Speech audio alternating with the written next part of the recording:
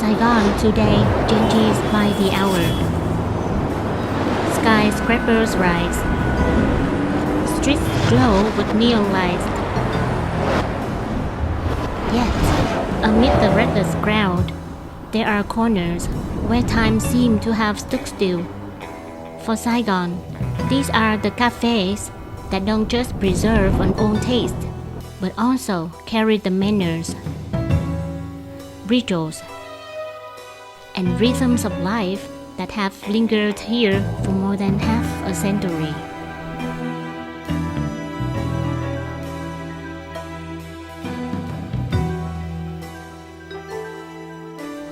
Coffee arrived in Vietnam in the late 19th century.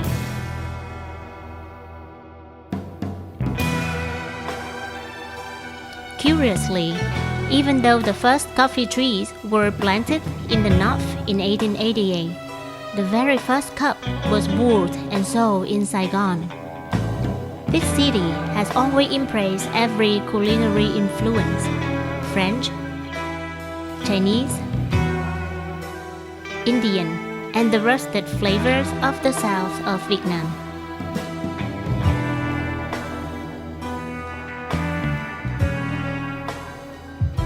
During the first 5 years of French colonization, the first two cafes were opened.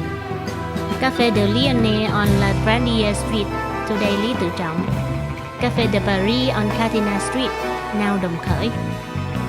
Back then, Catina was considered Saigon's coffee boulevard, a promenade for elite. In the afternoons, strolling down Catina wasn't just for leisure. It was a way to meet and to flaunt one's style.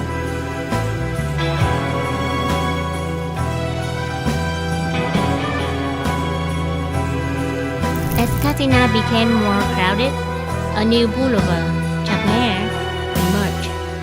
It quickly turned into the city's busiest axis, especially near Bến Thành Market. Cafes sprouted one after another. Café de Marché, Café du Marché, Café de Boulevards, Café de la Paix, Café de American. For the Saigonese, the morning ritual could be summed up in 4 words: a steaming bowl of hủ tiếu, a strong cup of coffee, a fragrant cigarette, and a fresh newspaper. The French traveler Mouvet was astonished to see how Saigon brewed coffee so differently from the French or the Northerners. At Bến Thành Market, he watched as locals scooped ground coffee into large clay pots, boiled it down like herbal medicine, and strained it through cloth. When drinking, they would sit with one or both legs folded on the chair, sipping hot coffee not from cups but from porcelain saucers, while talking business, trading gossip, and listening to someone reading the news aloud for the whole table. Balu Coffee has kept this cloth filter coffee method till today, and we still find it in some Chợ Lớn street store nowadays. Balu Coffee appears in the 1940s, right in the heart of the bustling Chinatown. The shop was modest with faded yellow walls, low wooden stool, a ceiling fan turning lazily, and the corner counter always filled with the smoky aroma of freshly roasted beans.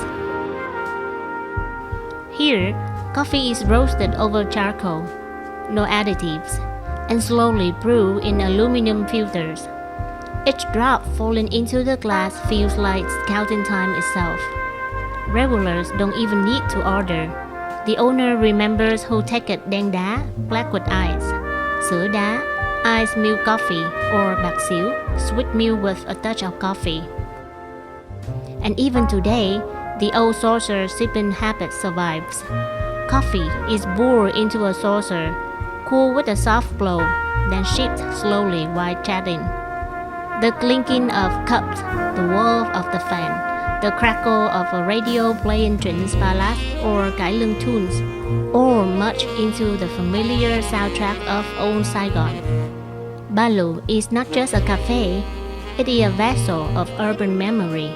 The smoky roast, the laughter, the curl of posture, the steaming saucer of coffee.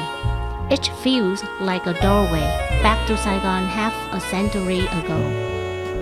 Today, Saigon has thousands of cafes, from lavish to humble. Yet, Balu lingers as a keeper of time, where the taste, the way of drinking, and the atmosphere remain untouched since the beginning.